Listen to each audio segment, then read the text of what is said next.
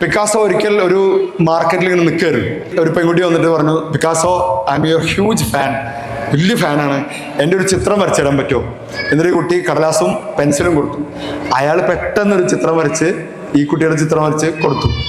അപ്പൊ ആ ചിത്രം കണ്ടിട്ട് ഈ ലേഡി ഈ കുട്ടി പറഞ്ഞു, വൗ പിക്കാസോ സൂപ്പർ, ബ്യൂട്ടിഫുൾ, ജീവിതത്തിലെ ഏറ്റവും മനോഹരമായ ഗിഫ്റ്റാണ്, താങ്ക് യു എന്ന് പറഞ്ഞപ്പോ അയാൾ പറഞ്ഞു, മാഡം അതിന് $1000 ആണ് കേട്ടോ കൂലി. അപ്പൊ ഈ കുട്ടി പറഞ്ഞു, $1000? 30 സെക്കൻഡ് അല്ലേ താങ്കൾ എടുത്തോളൂ ഇത് വരയ്ക്കാൻ. അപ്പൊ അയാൾ പറഞ്ഞു, 30 സെക്കൻഡ് അല്ല, 35 വർഷങ്ങൾ, 35 years. It took me 35 years to do that in 30 seconds. ആ വീഡിയോ ഉണ്ടല്ലോ, പിക്കാസോൻ്റെ വീഡിയോ, ഞാൻ കഴിഞ്ഞ ദിവസം അൽ ഹിന്ദ് അക്കാഡമിയുടെ കോൺവെക്കേഷന് പോയപ്പോൾ അവിടെ പിള്ളേരോട് പറഞ്ഞാണ്. ബാക്കി ഞാൻ അവിടെ പറഞ്ഞില്ല, കാരണം പിള്ളേരുടെ അടുത്ത് പറയേണ്ടതെന്ന് വെച്ച്.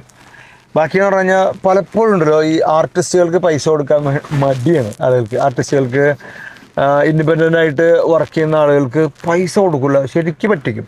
ഒരു നിങ്ങളുടെ കൂട്ടുകാരന് ക്യാമറ ഉണ്ട് വിചാരിക്കുക, ഇപ്പം ഞങ്ങളുടെ കല്യാണത്തിന് ക്യാമറ വീഡിയോഗ്രാഫറെ വിളിക്കുന്നതിന് പകരം കൂട്ടുകാരനെ വിളിച്ചിട്ട് ക്ഷണിക്കും കല്യാണത്തിന് പങ്കെടുക്കുക. എന്നിട്ട് പറയും, എടാ വരുമ്പോൾ ആ ക്യാമറയെ കൂടി എടുത്തോ എന്ന് പറയും.